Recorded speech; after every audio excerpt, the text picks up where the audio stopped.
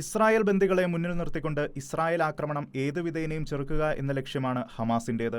ഹമാസിന്റെ അവശേഷിക്കുന്ന ഭീകരർ ഗാസ സിറ്റിയിലാണ് തമ്പടിച്ചിരിക്കുന്നതെന്നും ബന്ദികൾ ഏറെക്കുറെ അവിടെയുണ്ടാകും എന്ന നിഗമനത്തിലാണ് ഇസ്രായേൽ ഗാസ സിറ്റിയിലേക്ക് സൈനിക നടപടിയുമായി മുന്നോട്ടു പോകുന്നത്.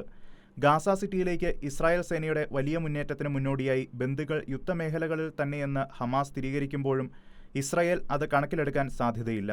തടവുകാരുടെ ജീവൻ പരമാവധി സംരക്ഷിക്കാൻ ഞങ്ങൾ ശ്രമിക്കുമെന്നും അവർ ഞങ്ങളുടെ പോരാളികളോടൊപ്പം ഏറ്റുമുട്ടൽ മേഖലകളിൽ തന്നെയുണ്ടാകും, അതേ അപകടങ്ങളിൽ അവർ പോലും വിധേയരാകുമെന്നും ഹമാസിന്റെ സൈനിക വിഭാഗം വക്താവ് അബു ഉബൈദ് പറഞ്ഞു. ഇസ്രായേൽ ആക്രമണത്തിൽ തടവുകാർ കൊല്ലപ്പെടുന്നെങ്കിൽ അവരുടെ പേര്, ചിത്രം, മരണത്തിന്റെ തെളിവ് എന്നിവ പുറത്തുവിടുമെന്നും ഹമാസ് മുന്നറിയിപ്പ് നൽകിയിട്ടുണ്ട്.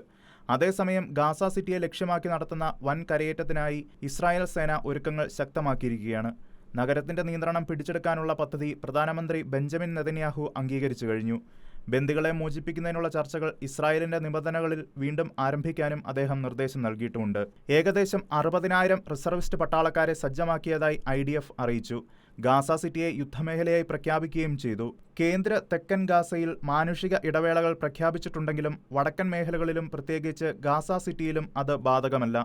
അതേസമയം തന്നെ ഒക്ടോബർ 7 കൂട്ടക്കൊലയിൽ കിബൂട്ടിസ് ബയറിയിൽ നിന്ന് തട്ടിക്കൊണ്ടുപോയ തടവുകാരൻ ഇലാൻ വൈസ് എന്നിവരുടെ മൃതദേഹം IDF, ഷിൻബെറ്റ് സേനകൾ വെള്ളിയാഴ്ച ഗാസയിൽ നിന്നും കണ്ടെത്തുകയും തിരിച്ചറിയുകയും ചെയ്തിട്ടുണ്ട്. കൂടാതെ മറ്റൊരു ബന്ദിയുടെ മൃതദേഹാവശിഷ്ടങ്ങളും കണ്ടെത്തിയിട്ടുണ്ട്. തിരിച്ചറിയൽ നടപടികൾ പുരോഗമിക്കുകയാണെന്ന് അധികൃതർ അറിയിച്ചു. International desk, Shekinah news.